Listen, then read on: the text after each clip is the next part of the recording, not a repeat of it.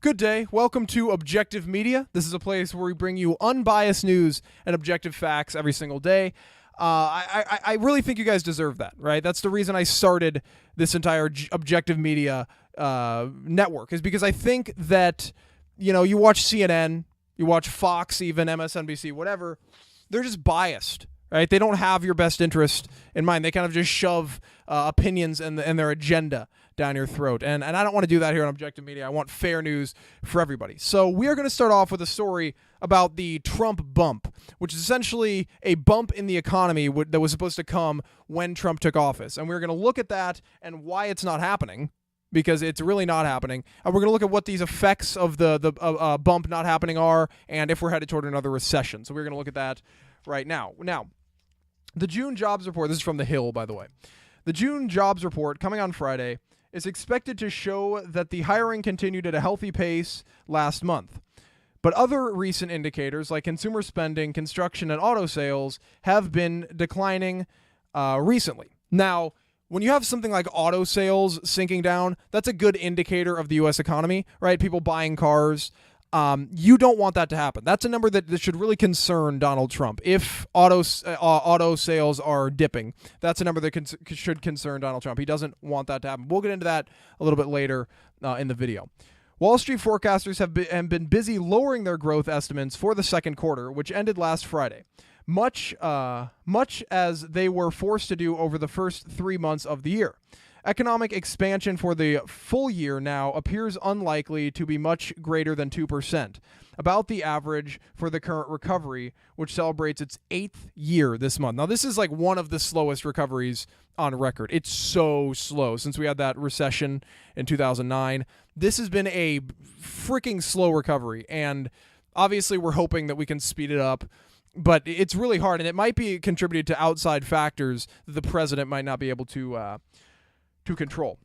Now, 2% isn't terrible, but it's not the burst of growth that obviously Donald Trump promised. He was saying, we'll be able to get it up to 4%, which obviously, looking at that, you didn't think he was going to be able to get it to 4%, but you didn't want to doubt what he was saying, but you didn't think he'd be able to get it to 4%. But it's lower, like 2 percentage points lower than he thought he would be able to get it. The Federal Reserve Bank of Atlanta's widely followed GDP now expects the second quarter growth figures to come in at 3%, more than a full percentage point below where it was in May. The New York's Fed now forecast is even more bearish, with an estimate of 1.9% for the quarter that just ended and 1.6% for the current quarter. Some of the weakness stemmed from seasonal factors and calendar quirks that have repeatedly produced soft annual starts during the current recovery. But so far, the economy's basic trajectory remains the same as it did under President Barack Obama. So Trump's economy so far, now granted, Trump's been president since January, right? He was elected in November, took office in January. It's been about the same, and it looks about the same as Obama's recovery. Now, I'm not saying that the whole presidency is going to be like that, but at this point, it looks very similar to the Obama recovery. The diminishing expectations are reflected in the dollar's recent slump, which is not necessarily a bad thing. A weaker dollar makes exports more competitive in foreign markets. It is, however, a sign that the world's take on the American economy, as well as an indication of improving prospects abroad, especially in Europe.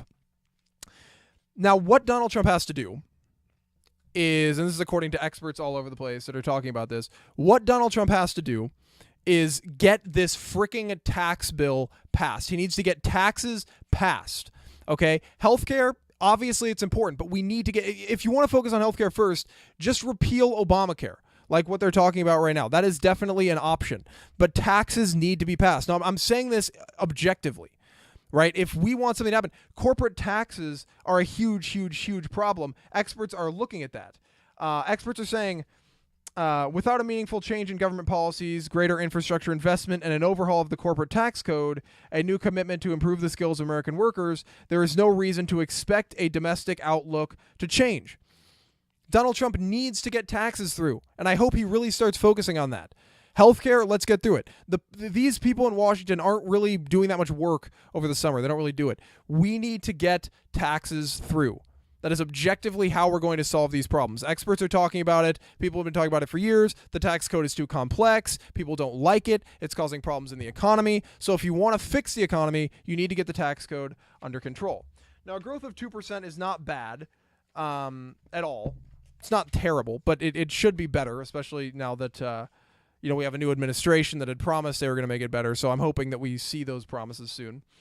But the 2% increase is not strong enough to deliver increases in household income, which obviously people want to see household income increase. Has been stagnant pretty much all through the Obama administration, and we don't want to see that. The only people that are really growing their income are the wealthiest Americans. Everybody under the wealthiest Americans aren't. They're kind of pretty much staying stagnant. But anyway, I am interested to see how Trump handles this situation. Most people say that there's not going to be an imminent recession. So I don't think there's going to be an imminent recession, but that's what most experts are saying, at least. Obviously, if that changes, we'll tell you guys about that.